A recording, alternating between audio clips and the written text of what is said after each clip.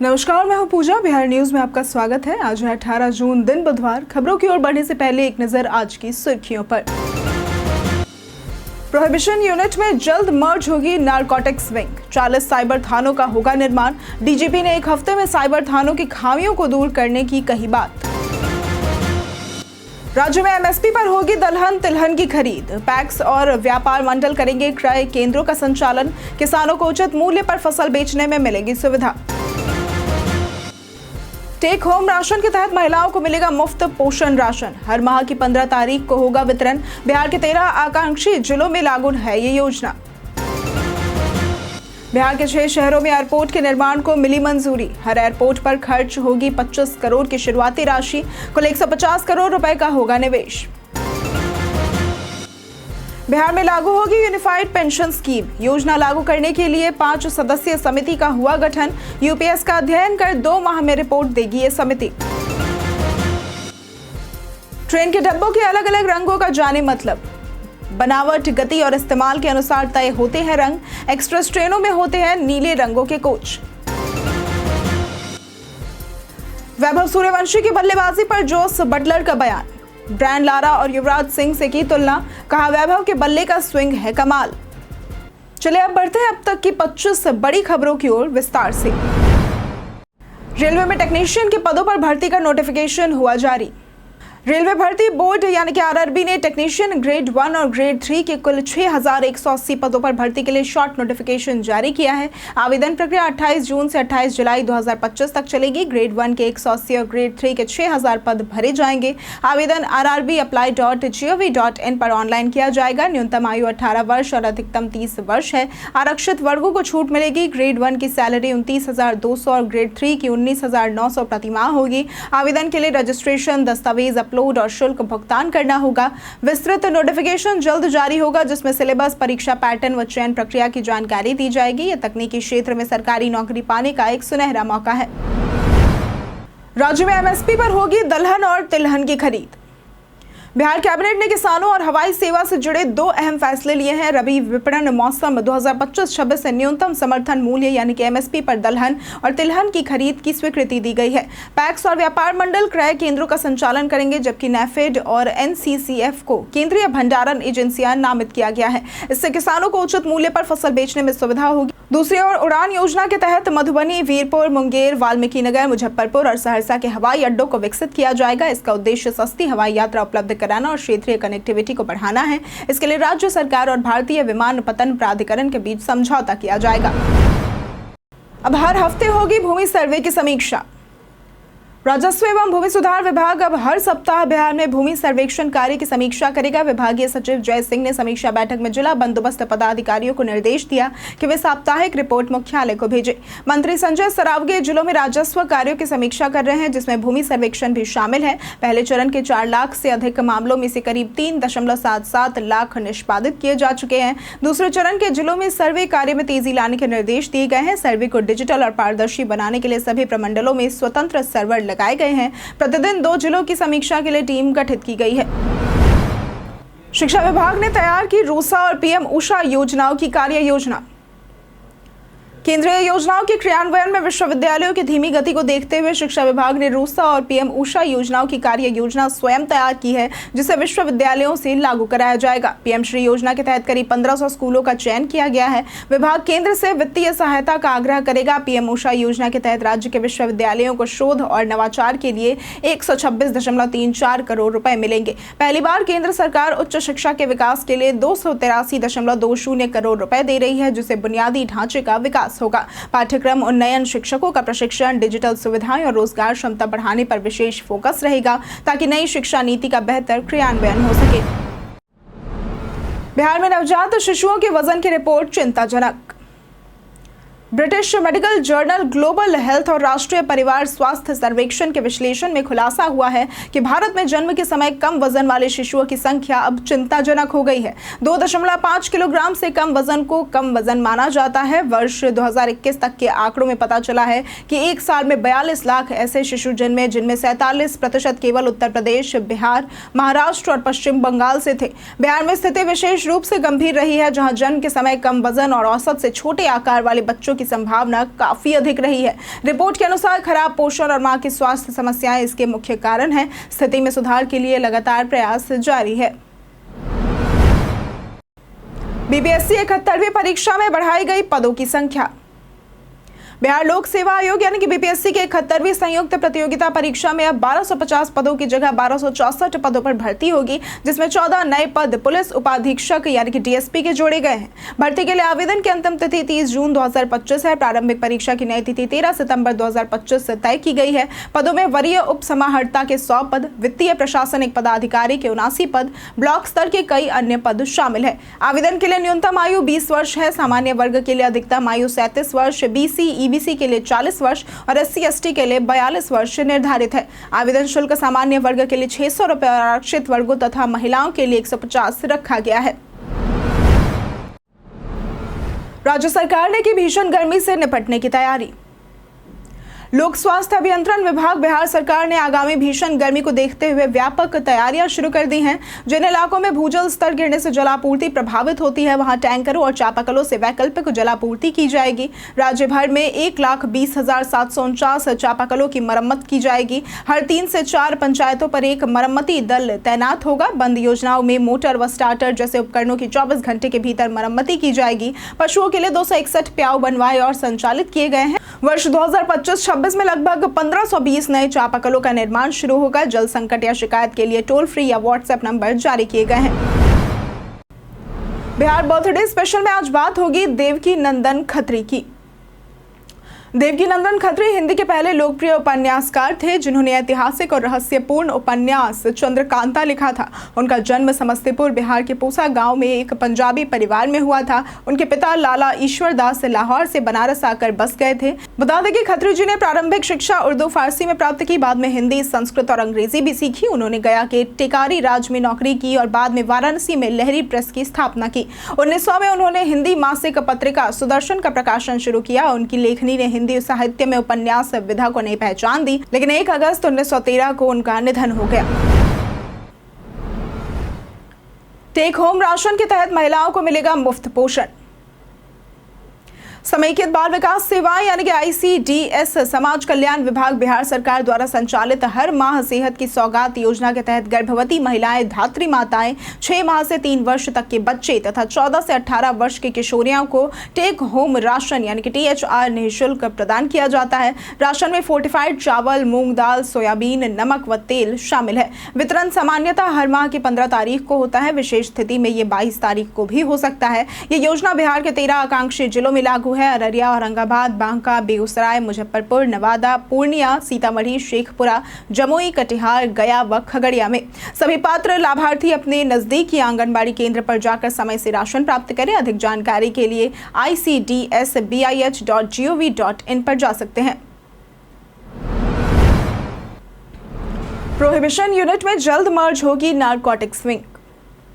बिहार में नशे और साइबर क्राइम पर कड़ा प्रहार करने के लिए पुलिस मुख्यालय ने नई रणनीति बनाई है। डीजीपी विनय कुमार ने नारकोटिक्स विंग को प्रोहिबिशन यूनिट में मर्ज कर इसे एडीजी और आईजी की निगरानी में लाने का फैसला लिया है। वहीं साइबर क्राइम के लिए अलग विंग गठित होगी और 40 साइबर थाने बनाए जाएंगे, जिनकी निगरानी डीएसपी और प्रशिक्षित अधिकारियों द्वारा की जाएगी। डीजीपी ने साइबर अपराध को 21वीं सदी का सबसे बड़ा खतरा बताया, जहां अपराधी अब हथियार नहीं, कीबोर्ड और कोड से हमला करते हैं।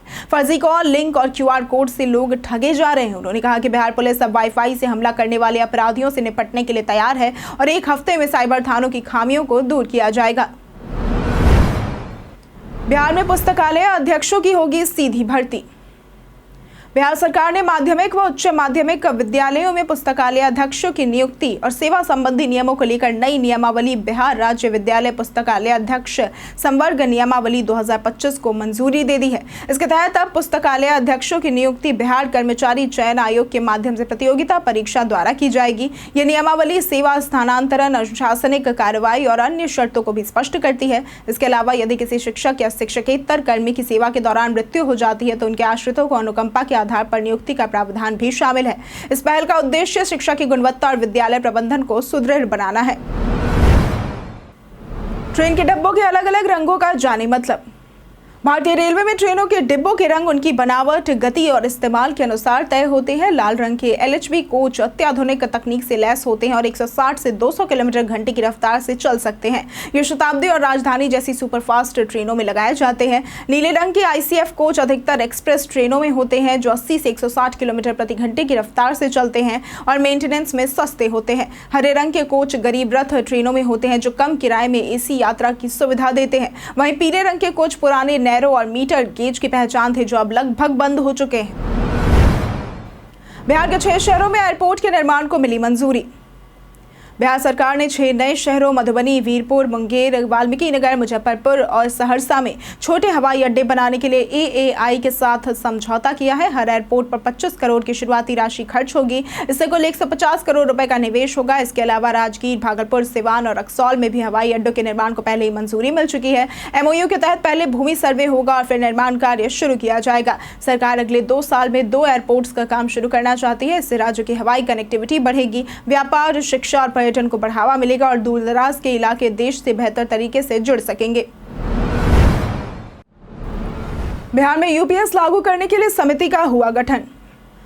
बिहार सरकार ने एकीकृत पेंशन योजना यानी कि UPS लागू करने पर निर्णय लेने के लिए 5 सदस्यीय समिति गठित की है, जिसकी अध्यक्षता विशेष सचिव मुकेश कुमार लाल करेंगे। ये समिति केंद्र और अन्य राज्यों में लागू UPS का अध्ययन कर 2 माह में रिपोर्ट देगी। केंद्र में 1 अप्रैल से लागू UPS में जोखिम कम और पेंशन की गारंटी होती है, जबकि NPS बाजार आधारित है और रिटर्न अनिश्चित होता है। UPS में न्यूनतम 10,000 रुपए मासिक पेंशन और अंतिम वेतन की 50% तक गारंटी है। इसमें 14% कर मुक्त योगदान और सरकार द्वारा 8.5% अतिरिक्त योगदान का भी प्रावधान है। UPS चुनने के बाद NPS में वापसी संभव नहीं होगी। करण जौहर और मनोज बाजपेयी के बीच का बढ़ा विवाद। कई वर्षों से मनोज बाजपेयी और करण जौहर के बीच मतभेदों की चर्चा रही है। हाल ही में करण द्वारा प्राइम वीडियो के शो की तारीफ के दौरान द फैमिली मैन को नजरअंदाज करने से यह विवाद फिर चर्चा में आ गया। सोशल मीडिया पर एक यूजर ने दावा किया कि दोनों के बीच तनाव की वजह मनोज की पत्नी शबाना रजा का धर्मा प्रोडक्शन में भूमिका को ठुकराना है। करण पर बॉलीवुड में बाहरी कलाकारों के खिलाफ पक्षपात और सत्ता के दुरुपयोग के आरोप लगते आए हैं। यूजर ने यह भी बताया कि मनोज को कभी कॉफी विद करण में भी नहीं बुलाया गया है। आपको बता दें कि मनोज जल्द ही द फैमिली मैन 3 में दिखेंगे, जबकि करण द ट्रैटर्स होस्ट कर रहे हैं। बिहार के रामजी राज को मिलेगा एशिया आइकॉन अवार्ड। समस्तीपुर के 17 वर्षीय रामजी राज ने नासा और अमेरिकी होमलैंड सुरक्षा विभाग की वेबसाइटों में साइबर खामियां खोजकर दुनिया भर में पहचान बनाई है। उन्हें मलेशिया में एशिया आइकॉन अवार्ड 2025 से सम्मानित किया जाएगा। रामजी को यह सम्मान एशिया का icon of the year, youngest ethical hacker India के रूप में दिया जाएगा। उनका नाम USA book of world records में youngest ethical hacker from India के रूप में दर्ज है। उनकी AI परियोजना भारत सरकार के टॉप 50 AI इनेबल्ड सॉल्यूशंस में शामिल है। रामजी ने कहा कि यह पुरस्कार भारत के उन युवाओं का है जो अपने सपनों को साकार करने के लिए मेहनत कर रहे हैं। वज्रपात से 12 लोगों की गई जान, CM ने जताया शोक। पिछले 24 घंटे में बिहार के 6 जिलों में वज्रपात से 12 लोगों की जान चली गई है। मुख्यमंत्री नीतीश कुमार ने घटना पर गहरा शोक जताया और मृतकों के परिजनों को 4-4 लाख रुपए की अनुग्रह राशि देने का निर्देश दिया। सबसे अधिक जान बक्सर और पश्चिम चंपारण में गई है, जबकि कटिहार में 2, कैमूर, लखीसराय और सीतामढ़ी में 1-1 व्यक्ति की जान गई है। बक्सर के चौसा में पीपल के पेड़ के नीचे बैठे 6 लोग ठनका की चपेट में आ गए, जिनमें 3 की मौत हो गई। इसके अलावा कई लोग घायल हुए हैं, जिनमें 4 महिलाएं और 1 गंभीर रूप से झुलसा हुआ बच्चा भी शामिल है। कुल 11 लोग झुलस गए। जाने आज कैसा रहेगा बिहार के मौसम का मिजाज। मौसम विभाग के अनुसार अगले 24 घंटों के दौरान अधिकतम व न्यूनतम तापमान में कोई विशेष परिवर्तन नहीं आने का पूर्वानुमान लगाया गया है, जिसके बाद क्रमिक गिरावट आने की आशंका जताई गई है। राज्य के कई इलाकों में वर्षा की संभावना है। प्रदेश के कई इलाकों में तेज हवा चलने की आशंका जताई गई है। अगर बात करें आज के अधिकतम तापमान की, तो आज का अधिकतम तापमान 34 से 36 डिग्री और न्यूनतम तापमान 26 से 28 डिग्री रहने की आशंका जताई गई है। पटना में 10 लाख की विदेशी शराब हुई बरामद।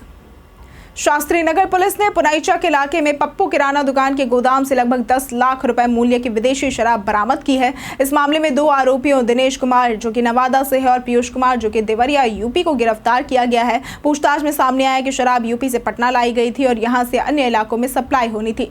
गोदाम शंभू शरण जो कि शेरपुर मनेर में है, उसे सील किया जाएगा। थानेदार अमर कुमार के अनुसार इनका नेटवर्क कई राज्यों में फैला है। गुप्त सूचना के आधार पर छापेमारी की गई थी। पुलिस को देख आरोपी भागने लगे, लेकिन उन्हें खदेड़ कर पकड़ा गया और एक गाड़ी भी जब्त की गई है। जाने जाली या बिना जाली वाला कौन सा फ्रिज है बेहतर? गर्मी के मौसम में ठंडे पानी और सामान को सुरक्षित रखने के लिए फ्रिज जरूरी हो जाता है। बाजार में 2 तरह के फ्रिज मिलते हैं, जाली वाले और बिना जाली वाले। जाली वाले फ्रिज डायरेक्ट कूल टेक्नोलॉजी पर चलते हैं, जिनमें फ्रिज काली जाली यानी कि कूलिंग कॉइल होती है और बर्फ जमने पर मैनुअली हटानी पड़ती है। ये बिजली कम खर्च करते हैं और कीमत में सस्ते होते हैं, 6000 से भी शुरू हो जाते हैं। वहीं बिना जाली वाले फ्रॉस्ट फ्री फ्रिज में सेंसर और फैन लगे होते हैं जो कूलिंग को समान रूप से फैलाते हैं। इनमें बर्फ नहीं जमती और खुद ब खुद डीफ्रॉस्ट हो जाता है, लेकिन ये ज्यादा बिजली खर्च करते हैं और महंगे भी होते हैं। तेजस्वी यादव ने एनडीए पर साधा निशाना।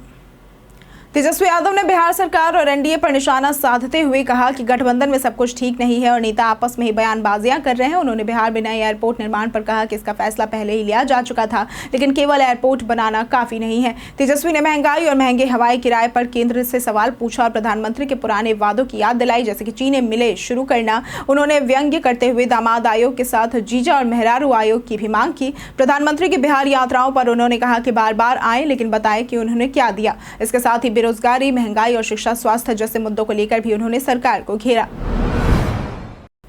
20 जून को पीएम मोदी का होगा सिवान दौरा। प्रधानमंत्री नरेंद्र मोदी 20 जून को बिहार के सिवान दौरे पर आएंगे, जो इस साल उनका चौथा दौरा होगा। इस मौके पर वे नगर विकास से जुड़ी लगभग 10,000 करोड़ रुपए की योजनाओं का शिलान्यास और उद्घाटन करेंगे। डिप्टी सीएम सम्राट चौधरी ने लोगों से बड़ी संख्या में कार्यक्रम में शामिल होने की अपील की है। उन्होंने कहा है कि पीएम मोदी बिहार के विकास में महत्वपूर्ण योगदान दे रहे हैं और जनता को इसका लाभ उठाना चाहिए। मुख्यमंत्री नीतीश कुमार भी इस कार्यक्रम में मौजूद रहेंगे। कार्यक्रम की तैयारियों का जायजा लेने बिहार बीजेपी अध्यक्ष दिलीप जायसवाल भी सिवान पहुंचे और उन्होंने एनडीए नेताओं के साथ बैठक कर तैयारियों की समीक्षा की। बिहार विधानसभा चुनाव में हुई आपकी एंट्री।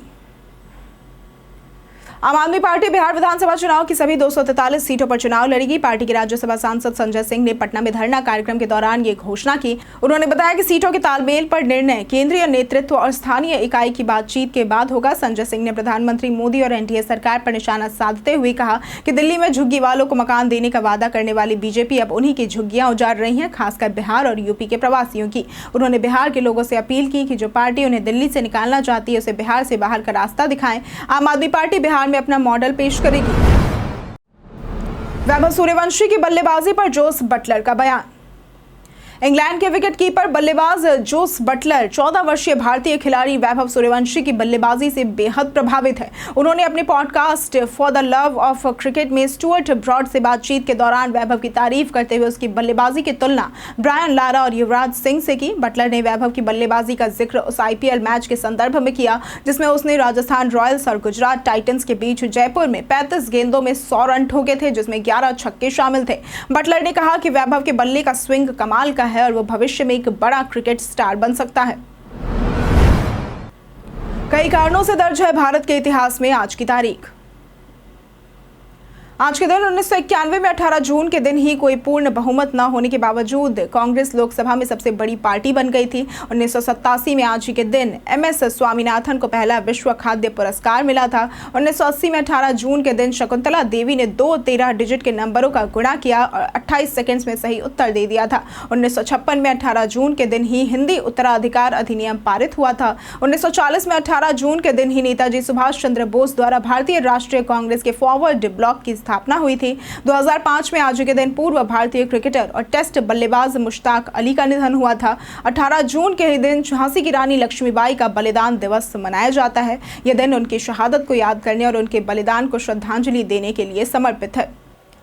हम प्रतिदिन आपसे 5 ऐसे जरूरी सवाल और उसके जवाब बताएंगे जो कि बीपीएससी, बिहार पुलिस, दारोगा समेत एसएससी जैसे अन्य प्रतियोगी परीक्षाओं में काम आएंगे। सवाल इतिहास, बिहार स्पेशल, विज्ञान, करंट अफेयर्स और भूगोल से रहेंगे। पूछे गए 5 सवालों में आपने कितना सही उत्तर दिया यह हमें कमेंट करके जरूर बताएं। हमारा पहला सवाल है, स्वामी सहजानंद सरस्वती ने कौन सी हिंदी पत्रिका प्रकाशित की थी?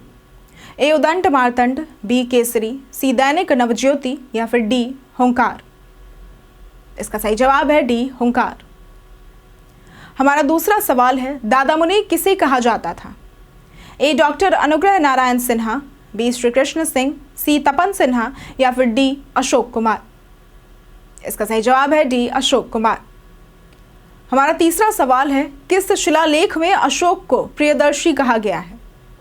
ए मास्की, बी गुज्जरा, सी नेटुर या फिर डी भाबरू। इसका सही जवाब है डी भाबरू। हमारा चौथा सवाल है, नई दिल्ली में अंतर्राष्ट्रीय बिग कैट संगठन के पहले सम्मेलन की अध्यक्षता किसने की है? ए राजीव रंजन, बी भूपेंद्र यादव, सी डॉक्टर जितेंद्र सिंह या फिर डी अनुराग ठाकुर। इसका सही जवाब है बी भूपेंद्र यादव। हमारा पांचवा सवाल है, दक्षिण भारत के किस राज्य ने बहुप्रतीक्षित व्यापक मिनी बस योजना का शुभारंभ किया है? ए कर्नाटक, बी आंध्र प्रदेश, सी तमिलनाडु या फिर डी तेलंगाना। इसका सही जवाब है सी तमिलनाडु। बीते दिन हमारे द्वारा पूछे गए सवाल का जवाब आप लोगों में से बहुत लोगों ने हमारे कमेंट सेक्शन में लिख कर दिया है। जिन्होंने हमारे द्वारा पूछे गए सवाल का जवाब दिया है उनके नाम है अनिल कुमार, राजीव कुमार, कमल खान, प्रमोद कुमार सिंह, प्रदीप पंडित, मनीष कुमार, विजय घायल, रोशन यादव, शिव शक्ति, राम नरेश सिंह, जितेंद्र ठाकुर, रूबी कुमारी, मनोज दास, राजकिशोर महतो, रोहित राज, चंदन कुमार और मुस्कान कुमारी। इसके साथ बढ़ते हैं आज के सवाल की ओर। आज का सवाल है, आपको क्या लगता है, अगर बिहार में रोजगार के अवसर मिले तो क्या यहाँ के युवाओं का पलायन रुक सकता है?